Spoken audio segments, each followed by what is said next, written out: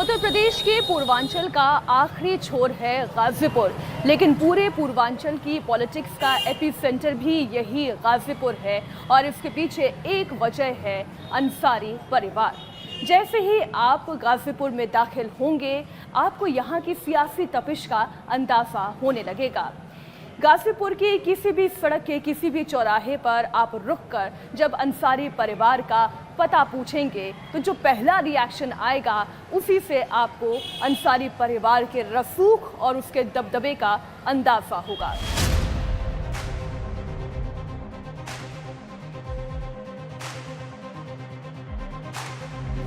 उन जालिमों से जरूर मुकाबला करता हूँ। अगर किसी गरीब और मजबूर को सताया जाता है तो आप कहिए बेटा उनका पंजा मरोड़ने का काम करता है। गाजीपुर के इसी मोहम्मदाबाद यूसुफपुर के इलाके में अंसारी परिवार का पुश्तैनी मकान है। इसे बड़का फाटक के तौर पर जाना जाता है। ये इतना मशहूर है कि इस इलाके में आप किसी से भी बड़ा फाटक बस पूछ लीजिएगा, वो अपने आप आपको इस इलाके में लाकर छोड़ जाएगा। इसे किसी पिन कोड, किसी पहचान या किसी पते की ज़रूरत नहीं है। पूरा गाजीपुर इसे बड़ा फाटक के तौर पर बुलाता है। मोहम्मदाबाद के इसी यूसुफपुर इलाके का ये बड़ा फाटक, हरे रंग का लोहे का ये बड़ा सा फाटक, जिसे जब आप दाखिल करेंगे तब अंदर एक बड़ा सा पुश्तैनी मकान दिखाई देगा। ये आप अहाता देख रहे हैं जिसके चारों तरफ ऊंची ऊंची दीवारें आप देख रहे हैं। वैसे तो कहा जाता है कि ये पुश्तैनी मकान तकरीबन 400-450 साल पुराना है, लेकिन जब इसका पुनर्निर्माण कराया गया तो उसके बाद ये मकान कुछ इस तरीके से दिखाई देता है। जब आप इस अहाते को क्रॉस करके भीतर की तरफ दाखिल होंगे तब आपको यहाँ एक नीम का पेड़ दिखाई देगा, ये एक पोर्च दिखाई देगा। अक्सर यहाँ पर लोगों का आना जाना लगा रहता है। यहाँ पर अंसारी परिवार के दादा परदादाओं की तस्वीरें लगी हुई हैं। यहीं पर अंसारी परिवार रहता है।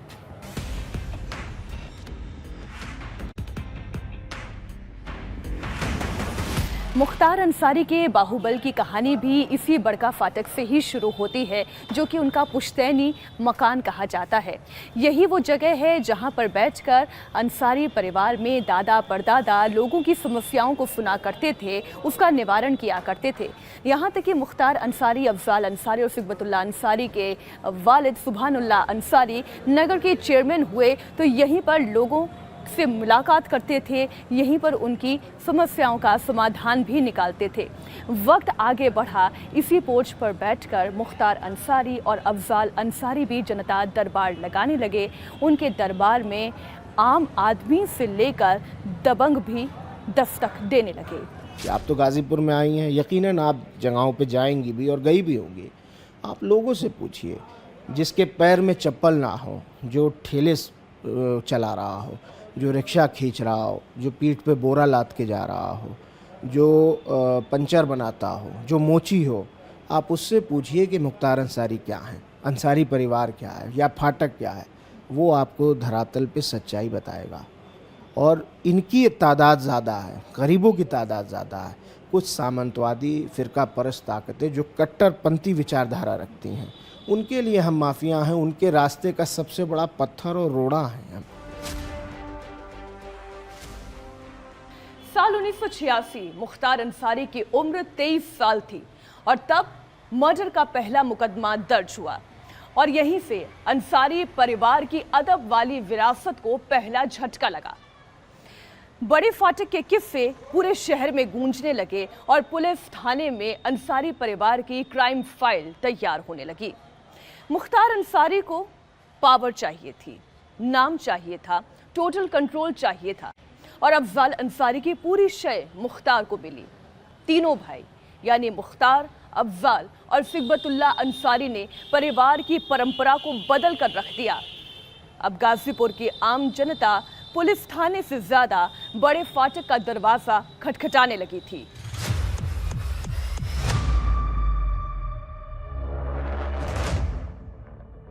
पैंसठ केस मुख्तार अंसारी से भी जुड़े हैं।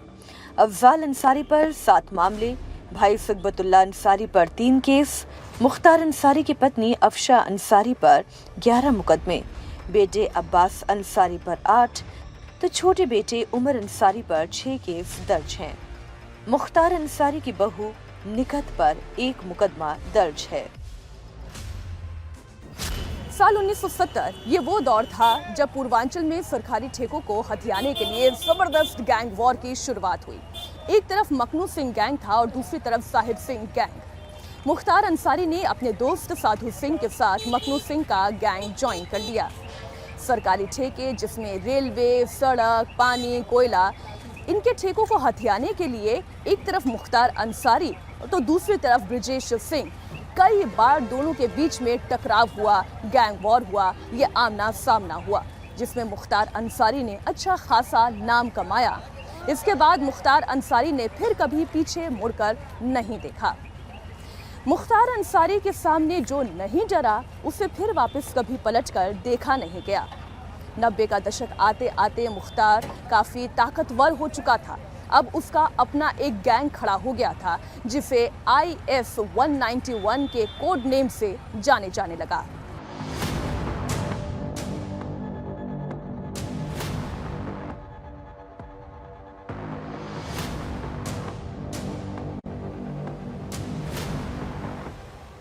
मुख्तार अंसारी की ताकत बढ़ती जा रही थी, कोई भी उसके सामने सिर नहीं उठा पाता था। अब मुख्तार अंसारी का वर्चस्व बड़ा फाटक से निकलकर गाजीपुर, मऊ, जौनपुर, बनारस, बलिया, आजमगढ़ और घोसी तक जा पहुंचा था। हालांकि ब्रिजेश सिंह को मुख्तार अंसारी के सामने सिर झुकाना पसंद नहीं था और इसी चक्कर में पूर्वांचल में कई सारे गैंग वॉर भी हुए। ये वो दौर था जब राजनीति में बाहुबल की एंट्री हो रही थी। बाहुबली की राजनीतिक पार्टी में एंट्री का मतलब था वोट और मनी की गारंटी।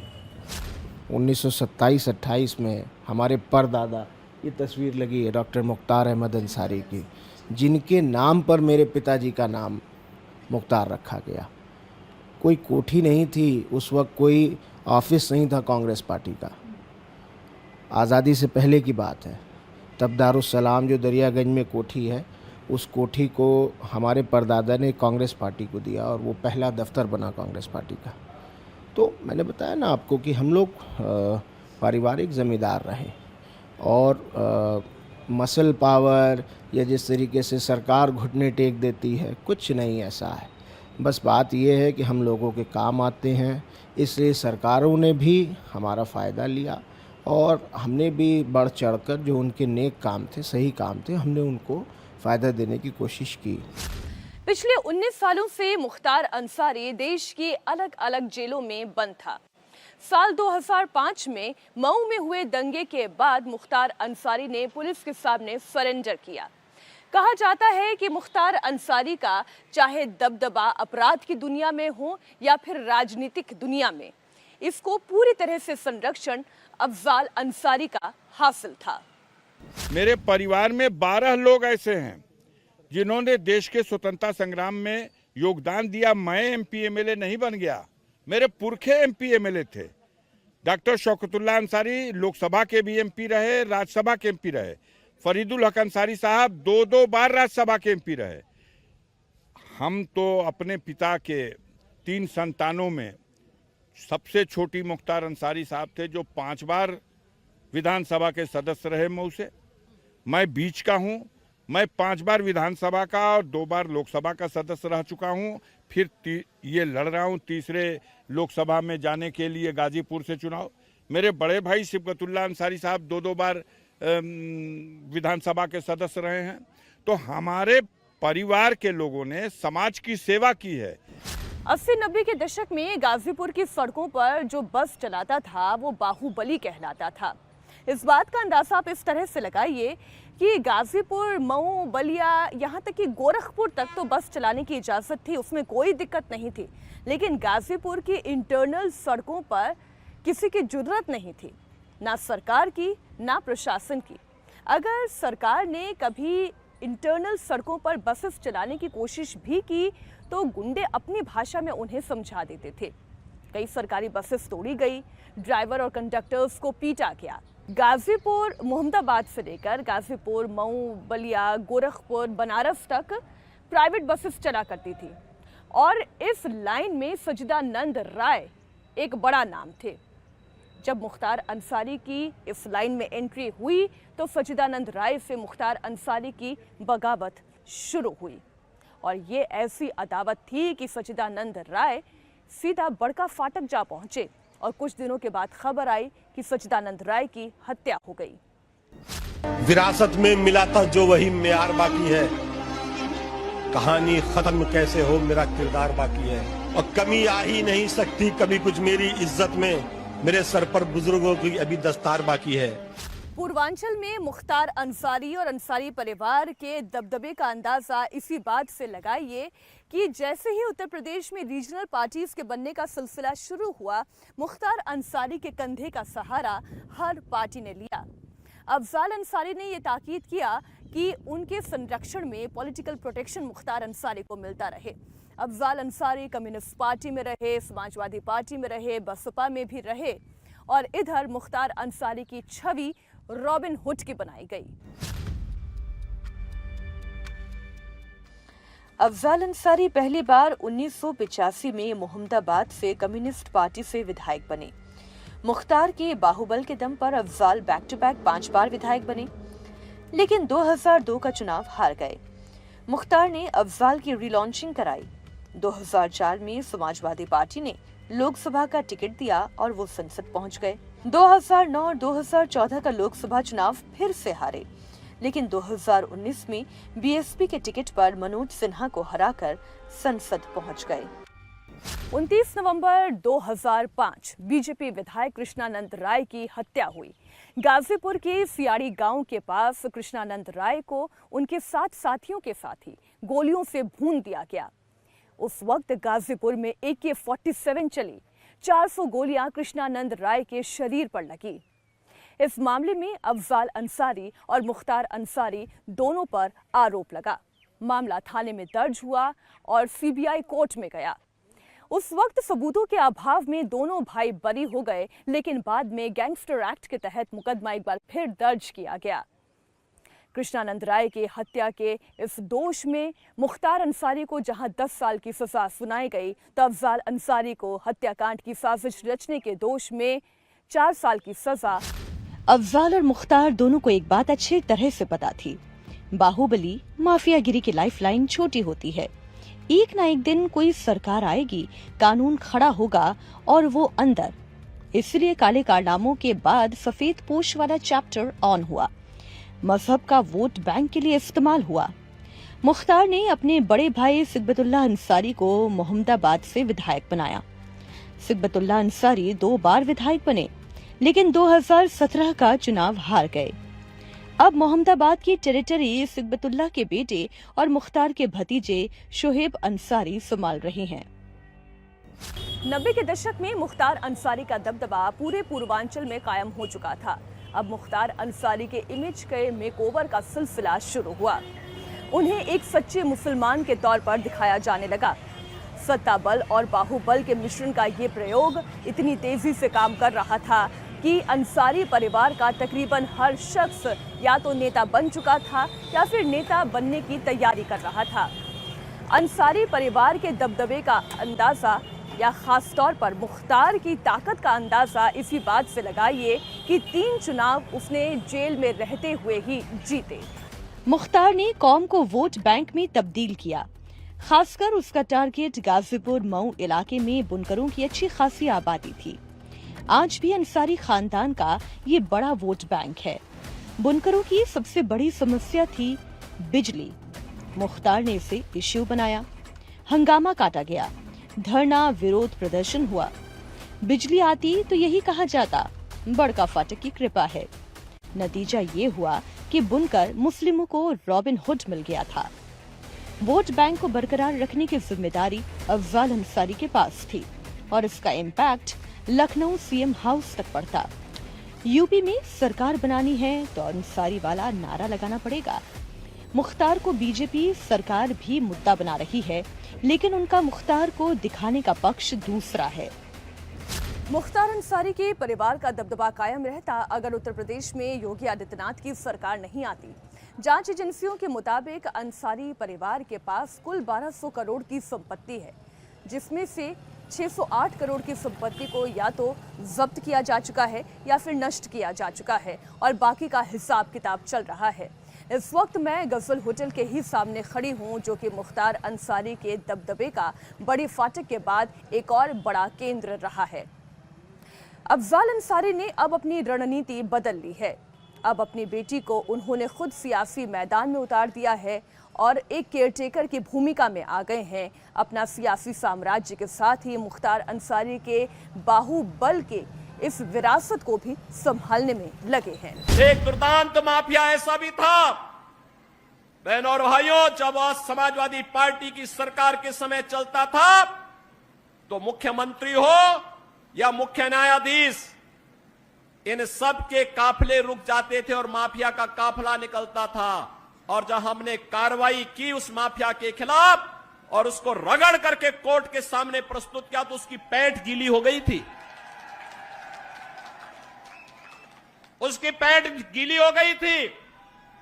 और तब हमने कहा था, उस समय उसको हमने कहा था, कानून को रौंदने वाले, आज कानून कितना बड़ा होता है यह एहसास हो रहा है कि नहीं हो रहा है।